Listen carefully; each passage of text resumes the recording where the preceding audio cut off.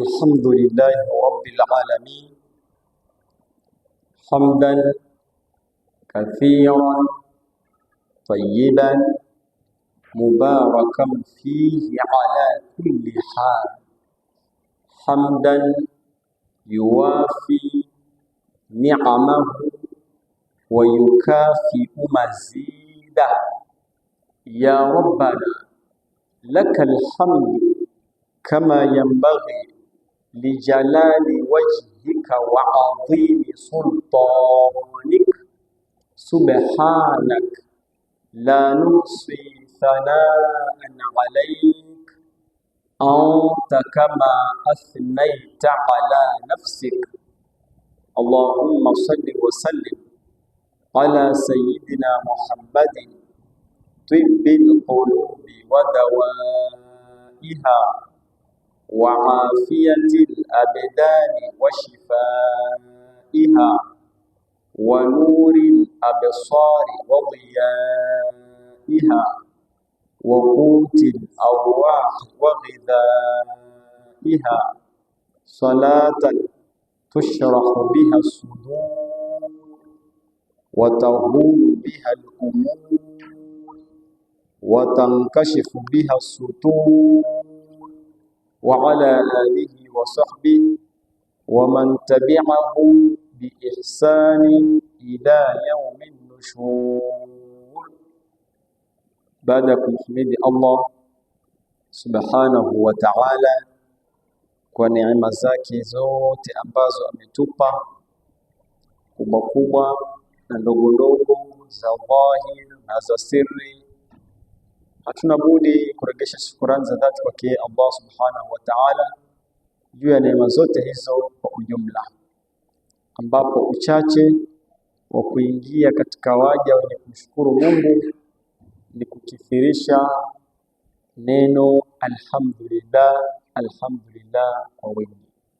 Neno hili linamaanisha kula jinsi ya sifa njema, kula jambo jema, basi linamstahikia Allah subhanahu wa ta'ala.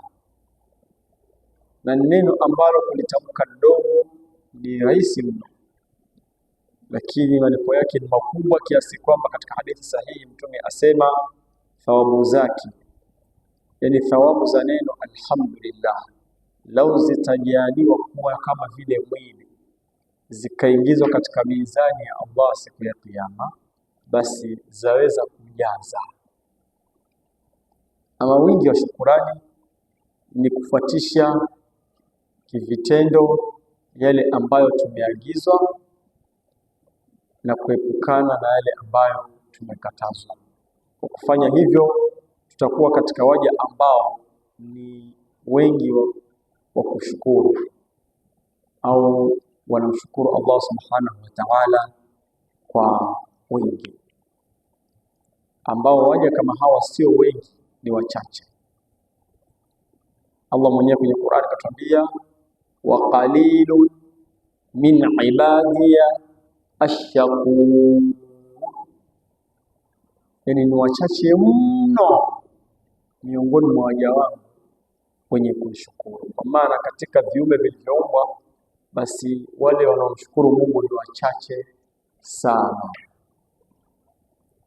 Kwa hiyo kwa kutekeleza kivitendo maagizo na kuepukana na makatazo, basi tutaingia katika wale wachache ambao wanamshukuru, na ndo sifa nzuri na ndo bahati kubwa ya kutufanya tufaulu mbele ya Allah subhanahu wa ta'ala.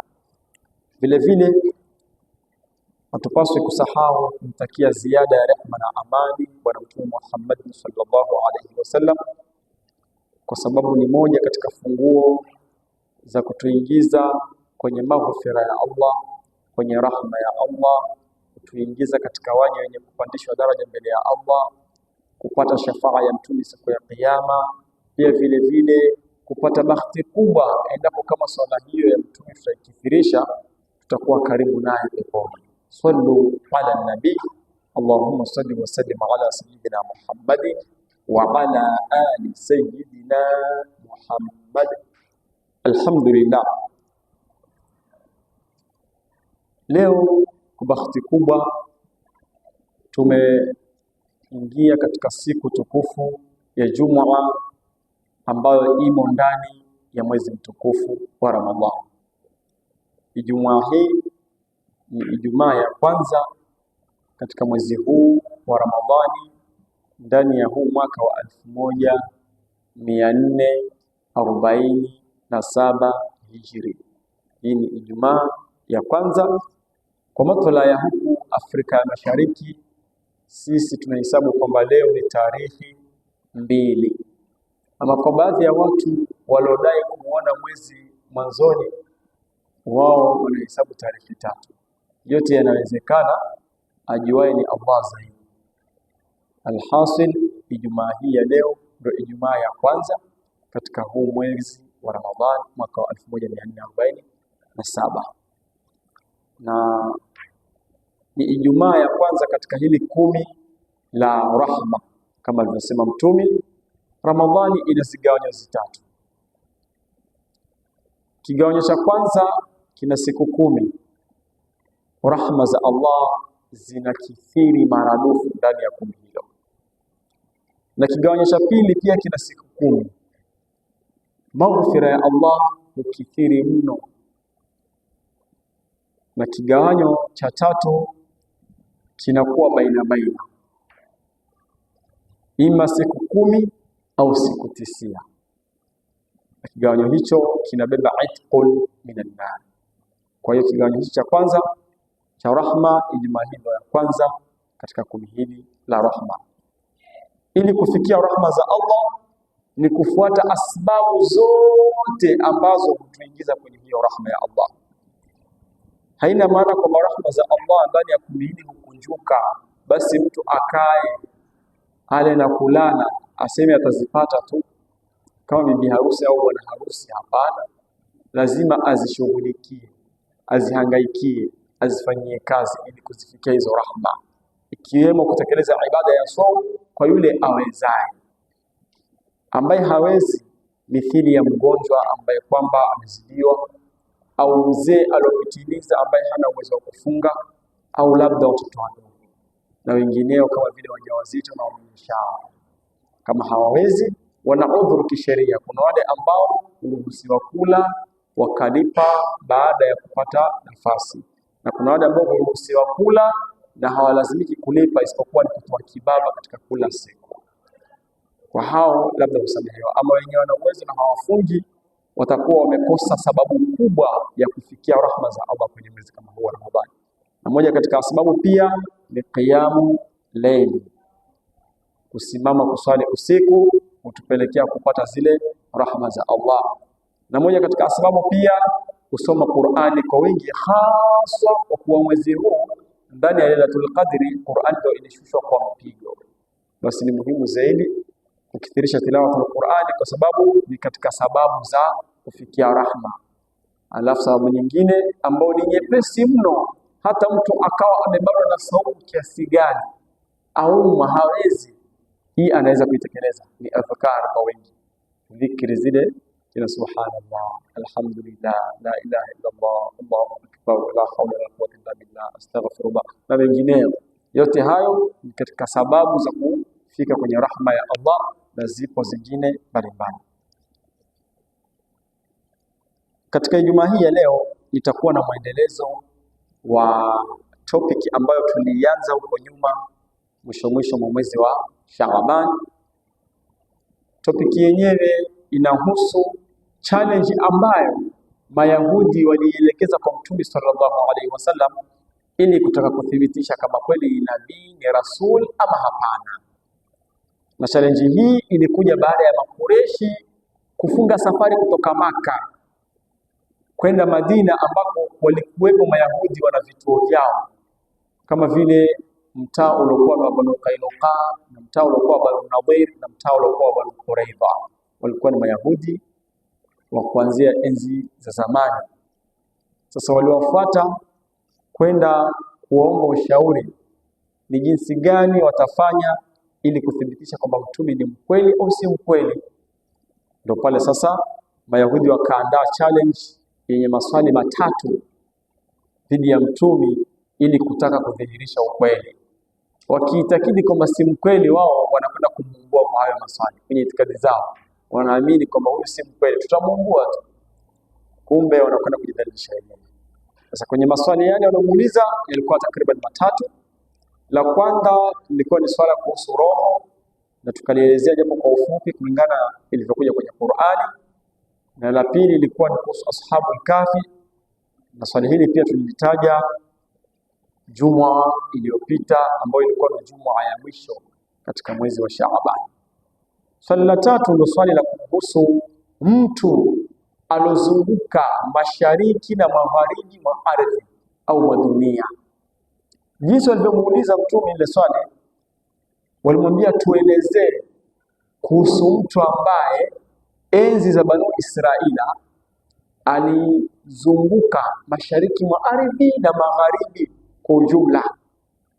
Tuelezee kuhusu mtu huyo. Hawakumtaja kwa jina, lakini walikuwa wengi wao wana majina wanayahisi kama ndio jina lake, hao Mayahudi, kwa sababu Mayahudi walikiamini kwamba yule Dhulqarnain ambaye ana asili ya kutoka Masri au Misri, Egypt pale, alikuwa ndiye Iskandar mkubwa. Jina lake wao walikiitakidi kwamba ni Iskandar, al-Iskandarul Akbar, ndio huyo Dhulqarnain.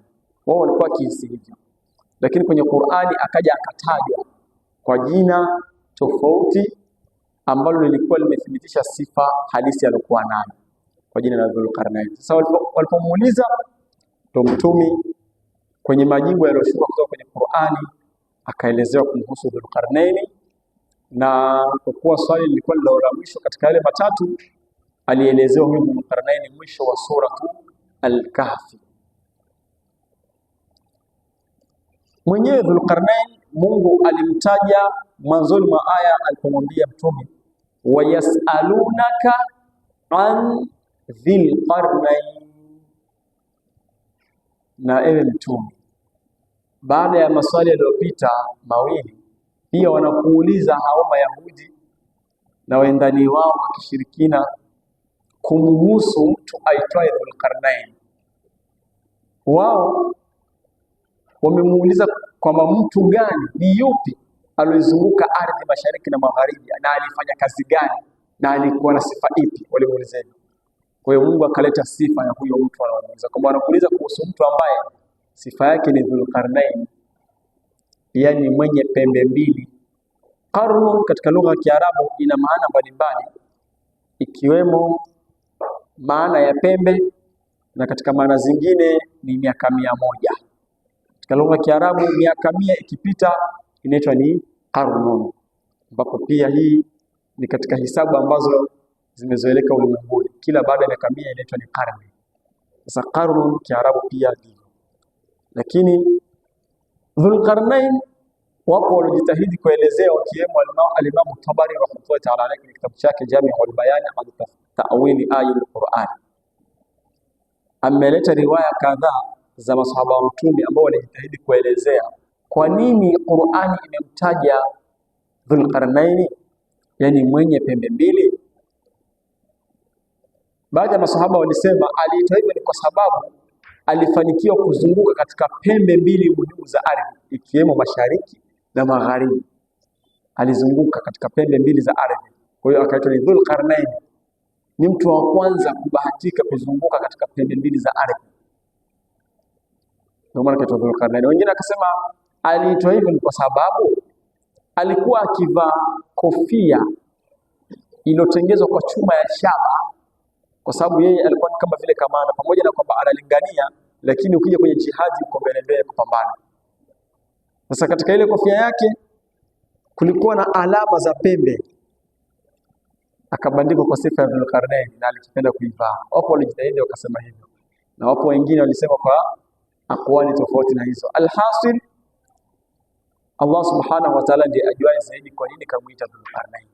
Kaambia Mtume, hao Mayahudi walioshirikiana na wendani wao wa kishirikina wanakuuliza suala kumhusu huyo mtu mwenye sifa ya Dhulqarnain. Usibabaike, qul wabiye saatlu alaikum minhu dhikra, nitawaambie au nitawaelezea habari yake na hadithi yake kwamba alikuwaje, si mtaka kumfahamu? Nitawaelezea. Wao Mayahudi tayari walikuwa na habari yake, japo kwa uchache wanafahamu, kwa sababu ni mtu ambaye alikuwa enzi hizo za Bani Israili, na vitabu vinamuelezea Dhulqarnain kwamba zama alizokuwa yeye ni baada ya kutoweka au kuondoka duniani Nabiyullahi Musa na Nabiyullahi Harun ala nabiyina wa alayhi wassalatu wassalam. Kwa hiyo alikuwa enzi ambazo kwamba ni baada ya kupita hawa Nabiyullahi Musa na Harun. Kwa hiyo sheria ambayo alikuwa anaifuata Dhulqarnain ni sheria ya Taurati. Kwa hiyo alikuwa zama za zamani kidogo. Imana hata Nabiyullahi Daudi na Nabiyullahi Suleimani hawajafika wao enzi hizo. Alikuwepo huyo Dhulqarnain. Na pia katika riwaya ambayo Al-Imam Tabari pia kaieleza kwenye kitabu chake, alibahatika kukutana na Nabiyullahi Khidr alayhi salam. Khidr ambaye enzi za uhai wake pia kakutana na Nabiyullahi Musa kwa ajili ya kuweza kumfundisha mambo ambayo hakuwa anayajua. Kwa hiyo huyo Khidr pia kabahatika kukutana na Dhulqarnain. Kwa hiyo alikuwa enzi hizo na akifuata Taurati. Sasa walibahatika kufahamu habari zake wao Mayahudi kwa kuwa ni katika Bani Israila, kwamba ni mtu alikuwa hivi na hivi. Allah Subhanahu wa Ta'ala alipoanza kumwelezea, kamwambia mtume huyo Dhulqarnain ambao Mayahudi wanakuuliza, inna makanna lahu fil ardi, hakika yetu sisi, ambaye ni Allah anajisifia. Na wako baadhi ya watu ambao si Waislamu hujaribu kutoa challenge kwa watu ambao ni Waislamu ili kuwapotosha kwenye imani yao na kuambia, nyinyi Waislamu muamini Mungu ni mmoja na kitabu chenu ni Qur'ani. Sasa mbona Mungu wenu huyo anatumia dhamiri ya wengi kwenye hiyo Qur'ani, ikiwemo dhamiri kama hizi, inna, hakika yetu sisi, tumefanya, tutafanya. Kama ni mmoja, mbona dhamiri ni ya wengi? Kwa sababu wao wanaamini miungu wengi, wakiwemo Baba, Mwana na Roho Mtakatifu huyu. Wala a'udhu billah. Sasa kwa kuwa wanaamini wengi, wanadhani dhamiri hizi za wengi katika Qur'ani zinaashiria kwamba wao wako sawa, miungu ni wengi. Wala a'udhu billah. Mungu ni mmoja. Sasa kuna siri gani mpaka Mwenyezi Mungu Subhanahu wa Ta'ala kutumia dhamiri za wingi wakati anajizungumzia yeye peke yake na ni mmoja? Huwezi lifahamu hili mpaka uende kwa lugha ya Kiarabu. Qur'ani imeshuka kwa lugha ya Kiarabu. Kwa hiyo inatumia kanuni na misingi ya lugha ya Kiarabu. Katika lugha ya Kiarabu, misingi yake na kanuni yake ni kwamba dhamiri ya wengi hutumika kwanza kuashiria watu wengi, na pili inaweza kutumika dhamiri hiyo ya wengi kwa mmoja kwa maana takriban mbili, ikiwemo maana ya kujitukuza na maana ya kudhihirisha nguvu na power. Kwa hiyo anaweza kama mtu ni mmoja akatumia dhamiri ya wengi kwamba hamtuwezi na yuko peke yake, tutafanya na yuko peke yake, akiwa anamaanisha cheo alichokuwa nacho au kujitukuza. Na kwa Allah Subhanahu wa Ta'ala yote mawili anayo. Yeye ni mtukufu, anastahiki kujitukuza, na yeye ana nguvu, anastahiki kudhihirisha uwezo wake. Kwa hiyo hutumia dhamiri ya wengi katika Qur'ani akiwa ni yeye peke yake ili kudhihirisha uwezo wake na utukufu wake. Haina maana kwamba miungu ni wengi kama wanavyodai hao wenye roho watakatifu hao. Kwa hiyo kamwambia mtumi, inna, hakika yetu sisi, makanna lahu fil ardi, huyo Dhulqarnaini tunayekusimulia habari yake tulimwezesha, tulimpa nguvu na mamlaka katika ardhi, akawa ana uwezo wa kufika sehemu yoyote na kufanya lolote. Wa atainahu, jambo la pili, tulimpa huyo Dhulqarnaini min kulli shay'in sababa, ujuzi na njia za kula kitu. Dhulqarnain kapewa elimu za kula kitu ulimwenguni. sio sababu, bali ni njia pamoja na elimu. Na hapa pia tutanabaisha kidogo. Siku hizi kwenye mabunge ya fatwa ya maskani na mitaani hudhihiri wenye bado hawajaipeleleza Qur'ani vizuri, wakatoa maandiko ambayo ni fake, hayajulikani kwenye Qur'ani na kudai kwamba yanatoka kwenye Qur'ani, yamesemwa na Mungu. Na maandiko hayo saa zingine mtu labda kuna jambo limefanyika, anataka kuelezea kwamba si bahati mbaya, bali kwa sababu maalum, hukwambia hata Mungu anasema bwana, waja'alna likulli shay'in sababa, bwana waja'alna likulli shay'in sababa.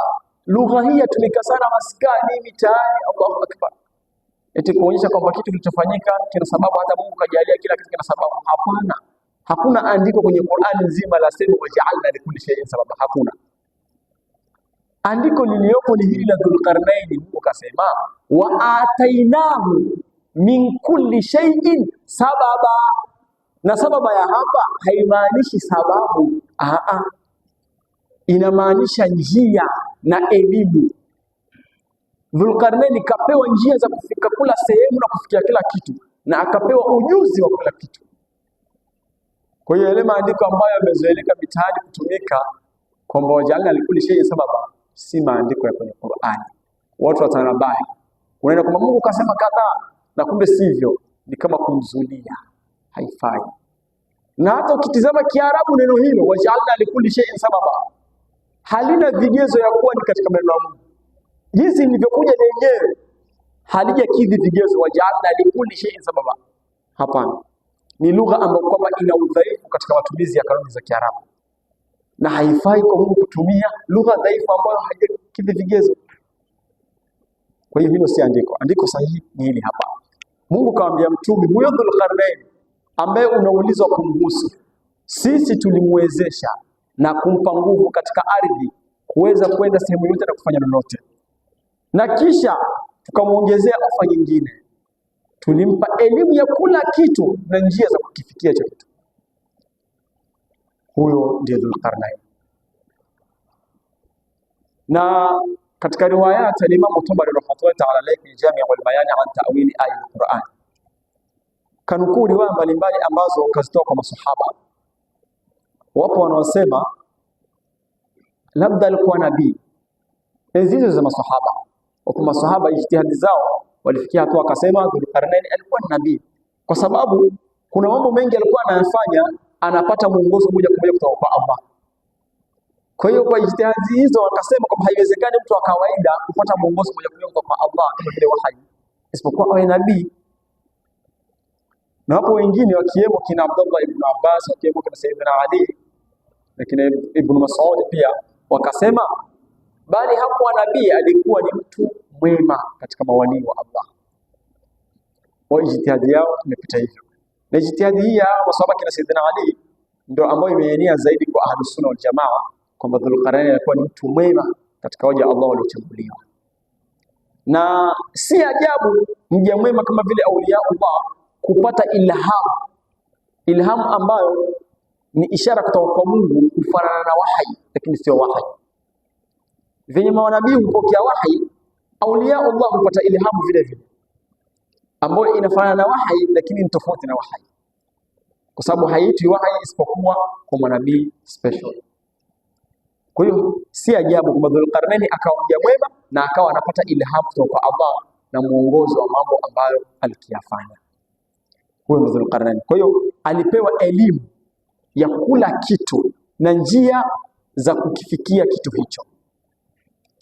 Baada ya hapo faatba'a sababa, Allah alipomfahamisha kula kitu Dhulqarnain alimpa agizo, akamwambia kwenye Jami' al-Bayan wa ta'wil ayat al-Qur'an, al-Imam Tabari kanukuu riwaya kwamba aliambiwa ulimwenguni kuna watu wengi hawamwabudu Mungu na hawamtambui, wanamuasi na kumshirikisha.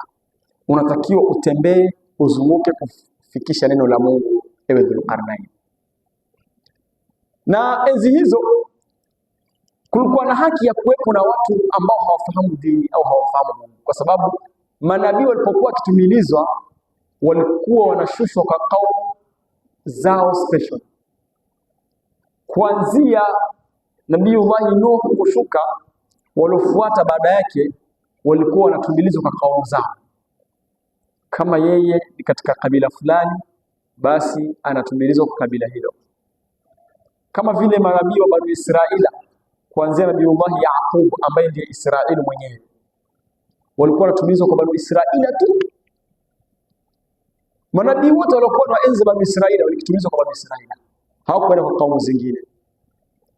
Hivyo basi wale watu ambao hawakuwa katika jamii ya Bani Israila wakakosa nafasi ya kulinganiwa, walikihesabiwa kama ni ahli fitra, na Qur'ani imewataja watu kama hao, hawapatilizwi. Dhulqarnain aliagizwa kwamba sasa yeye anapewa jukumu la kuenda kwa watu mbalimbali, sio kabila moja tu, bali makabila tofauti tofauti, maeneo tofauti tofauti, akafikisha neno la Mungu. Kwa hiyo akaelekezwa, akaambiwa nenda upande wa mashariki mwa ardhi, kuna watu kawalinganie. Akaambiwa nenda upande wa magharibi mwa ardhi, kuna watu walinganie. Nenda katikati mwa ardhi, nenda eneo fulani, kaelekezwa. Alikuwa hajui, akamuuliza ya Rabbi, maeneo hayo yote na kaumu hizo nitazijuaje, nitafikaje? Akaambiwa usihofu, tutakuwezesha. Ndio pale akasema makanna lahu fil ardh. Kabila tofauti tofauti, lugha alikuwa hazijui, lakini alipopewa elimu ya kila kitu, lugha za maeneo hayo na kabila hizo akawa anazifahamu.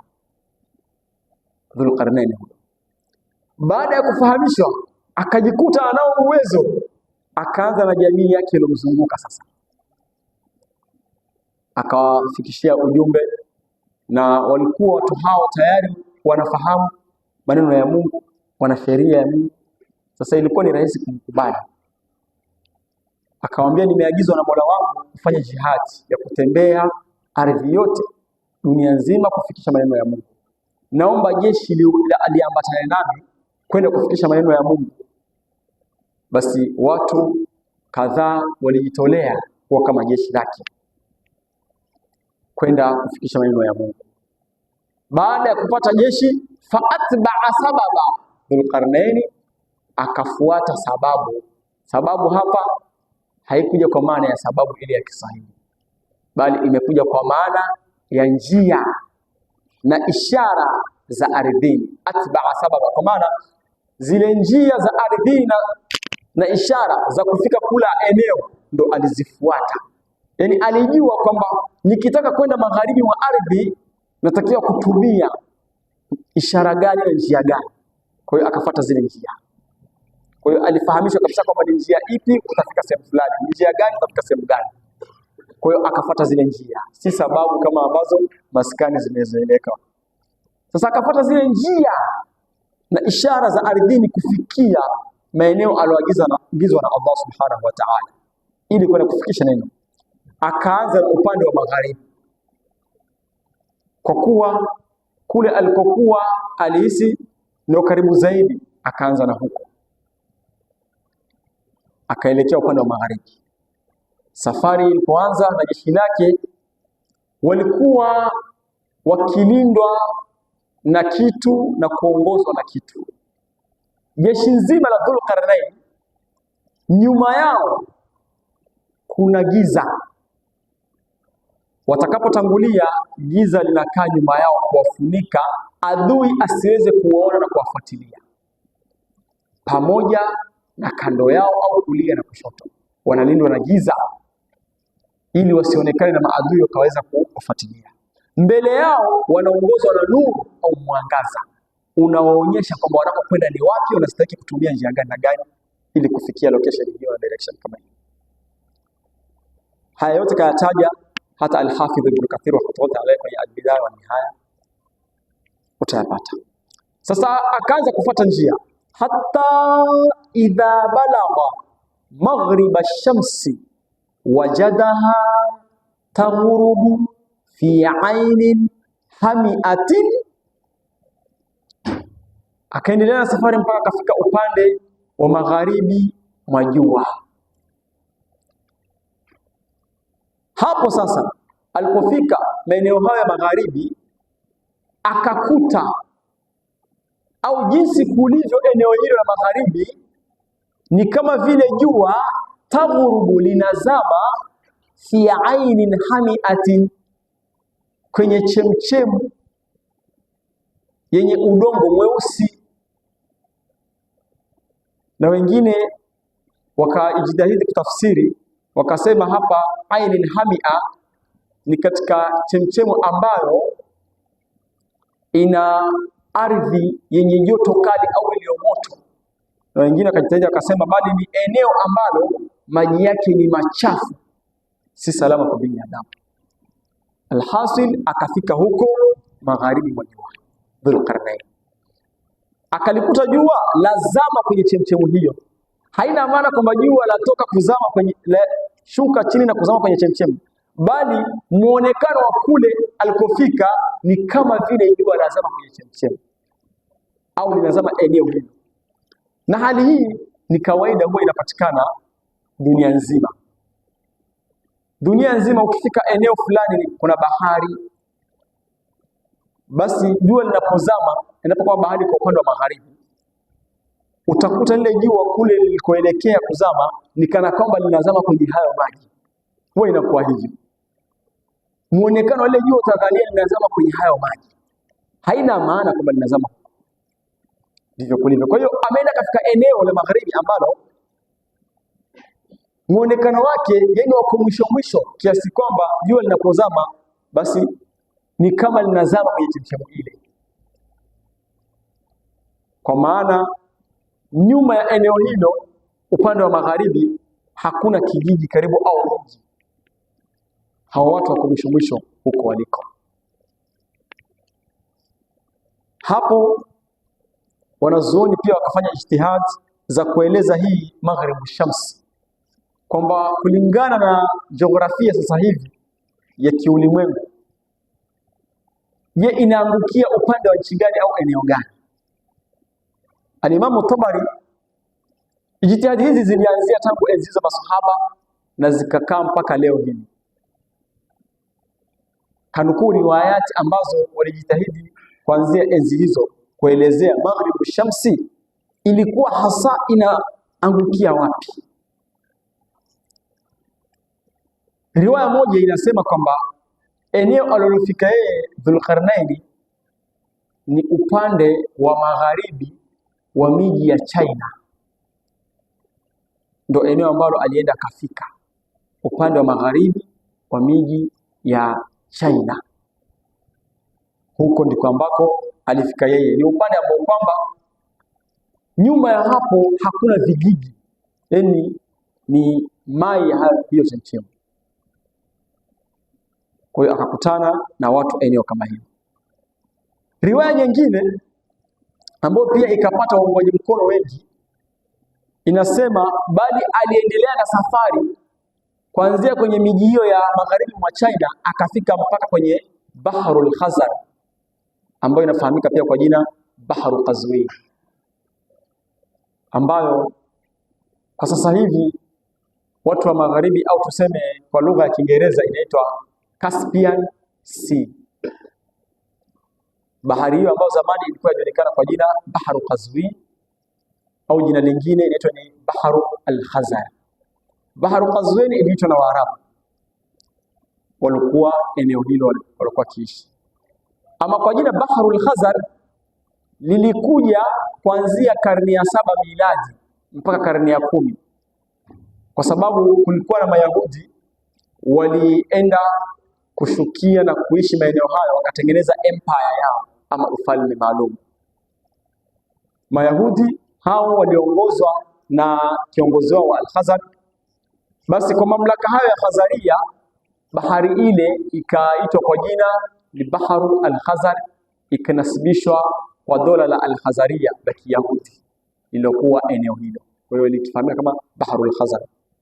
Lakini kwa sasa hivi jina mashuhuri zaidi ni Caspian Sea, ndio jina ambalo linajulikana kiulimwenguni sasa hivi, na ni bahari ambayo ipo eneo la Asia Magharibi ukipakana na Ulaya kwa ujumla, kwa sababu pale ilipo ni bahari ambayo kwamba imefungwa, tofauti na bahari zingine za kawaida. Kawaida ya bahari hizi zingine unakuta ikianza eneo fulani inaenda mpaka inashikana na bahari nyingine upande mwingine. kama hizo bahari kubwa kubwa, kina Indian Ocean, Pacific Ocean, Atlantic Ocean, Arctic Ocean, zote hizo utakuta bahari ikianza huko inaenda inashikana bahari nyingine huko, kina Red Sea, kina Black Sea, kina Dead Sea, kina zote hizo unakuta zinashikana bahari zingine, kama si upande mmoja basi upande mwingine zinashikana. Tofauti na bahari hii ya Caspian Sea, haishikani na bahari zingine hizo kubwa kubwa, haishikani kwa maana imezingirwa na ardhi au nchi kavu. Caspian Sea ni katika bahari ambazo zimefungika na ina ukubwa wa kilomita za mraba kuanzia 300,000 mpaka 70,000 na zaidi ukubwa wake hii Caspian Sea. Pale ilipo kuna nchi kadhaa ambazo zimepakana na hii bahari, ikiwemo Russia, ikiwemo Kazakhstani, ikiwemo Turkmenistani, ikiwemo nchi ya Azerbaijan pamoja na Iran. Hizi nchi zimepakana na hii Caspian Sea pale ilipo. Kwa hiyo kuna riwaya Imam Tabari kasema safari ya Dhulqarnain ilienda mpaka ikafikia hapo upande wa Caspian Sea magharibi, na huko pia alikutana na watu hao. Qur'ani imewataja kwamba wawajada indaha qauma, alikuta watu walikuwa wanaishi eneo hilo huyu Dhulqarnain. Allah subhanahu wa ta'ala asema qulna ya Dhulqarnain, tulisema kumwambia Dhulqarnain, yani tulimpa ishara na ilham ya kwamba hao watu tunakupa chaguo mbili, tumekuruhusu kufuata moja kati ya hizi chaguo mbili, kuwafanyia hao watu au kuamiliana nao. Chaguo la kwanza, imma an tuadhiba, ima uadhibu, wape kichapo wale ambao watakuwa ni washirikina na watakataa kufuata maneno ya Mungu na kukutii. Tunakuruhusu, unaweza ukachagua njia hii, kwa kuwa wanaendelea kumshirikisha Mungu na hawataki kurudi nyuma, uwape adhabu. Chaguo la pili, wa imma an tattakhidha fihi husna, ima wachukulie njia ya wepesi, kwa maana uamiliane nao kwa njia njema au kwa wema. Hapa kwa maana usiwaadhibu, bali uwachukue kwa upole, ukae uwashawishi na uongoze mpaka wafahamu uongofu nini, wakubali kufuata. Kwa hiyo unaruhusiwa kuwa mpole kwao, usiwaue, usiwaadhibu, lakini ukawalingania polepole mpaka kukubali. Na endapo kama wanakataa, wanakuwa wakaidi na wakali, pia unaruhusiwa kuchukua hatua kali kwa kuwapiga vita, hata kwa kuwaua. Kwa hiyo alipewa chaguo mbili Dhulqarnain alipofika upande wa magharibi mwa dunia, alipokutana na hao watu ambao walikuwa hawafahamu Mungu Subhanahu wa Ta'ala, kwamba achague njia yoyote kuamiliana na wao, na kila njia atakayotumia Mungu ameridhia, hawezi kumlaumu. Huyu ndiye Dhulqarnain. Upande ambao ameanza ni upande wa magharibi mwa dunia au mwa jua au magharibi mwa ardhi, kulingana na pale alipokuwa kwenda mpaka hapo. Kwa hiyo akakutana na hao watu na masha Allah alilingania kulingana na riwayati zilivyokuja. Wapo ambao walijaribu kukaidi, wakataka kumjaribu kama wanaweza kupambana, lakini walishindwa, kwa sababu jeshi alokuja nalo na nguvu alokuwa nayo si ya mchezo, bali ni ya ajabu. Anawashinda kiwepesi sana.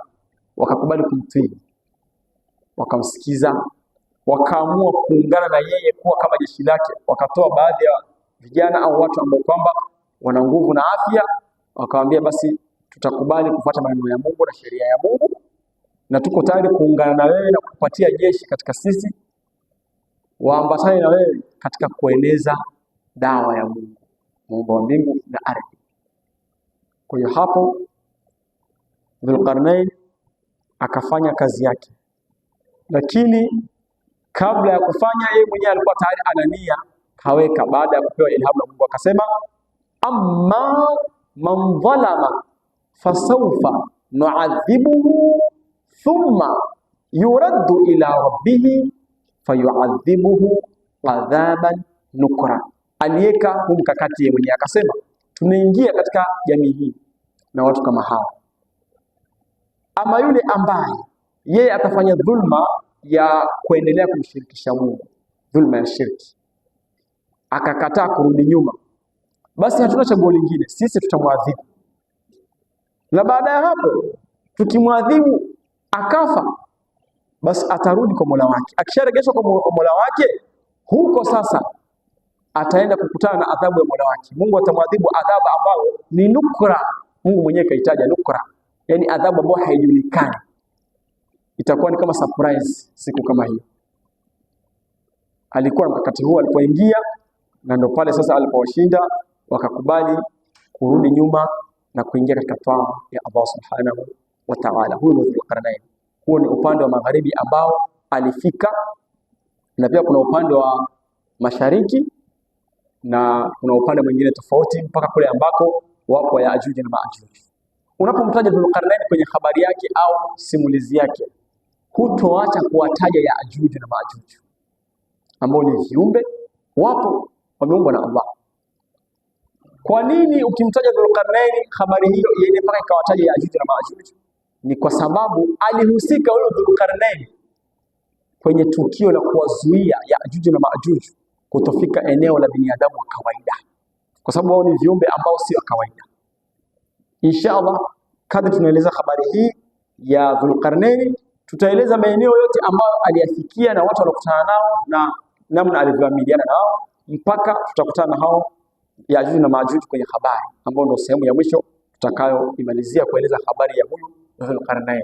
Na hapo tutaona jinsi gani Dhulqarnain katika elimu aliyopewa alitumia njia kuwazuia Yaajuj na Maajuj, namna ambayo sasa hivi ipo katika taaluma ya hali ya juu, ndio alitumia yeye. Enzi hizo ambazo hakuna teknolojia, alijuaje, aliwezaje kutumia teknolojia hiyo, ambayo sasa hivi elimu ya kemia au chemistry ndio inaashiria watu wafanye hivi. Inshallah tukifika huko tutaelezea, na kadri tunaeleza habari hii ndipo tunajibu yale maswali ambayo Mayahudi waliyachagua kama ni challenge kwa Mtume sallallahu alaihi wasallam ili kuwaongoa. Waliyauliza wao, walijibiwa kwa ufafanuzi ambao hata hawakuwa wanafahamu wenyewe. Mambo mengine walikuwa hawayajui, wakayasikia kwenye Qur'ani, ndio wakagundua kwamba wao walikuwa wameumbuka. Kwa machache tunamuomba Allah subhanahu wa ta'ala atupe taufiki ya kuweza kutekeleza ibada ya saumu kwa namna inavyotakiwa na kusimama ndani ya mwezi huu wa Ramadhani, pamoja na kuvuna khairi zote ambazo kwamba zimo. Atuingize katika rahma yake katika 10 la pili inshallah, pia atuingize katika maghfira yake 10 la mwisho, atuokoe dhidi ya moto wa jahannam, vile vile atuchanganye na waja wake wema hapa duniani na kesho akhera. Amin ya rabbal alamin.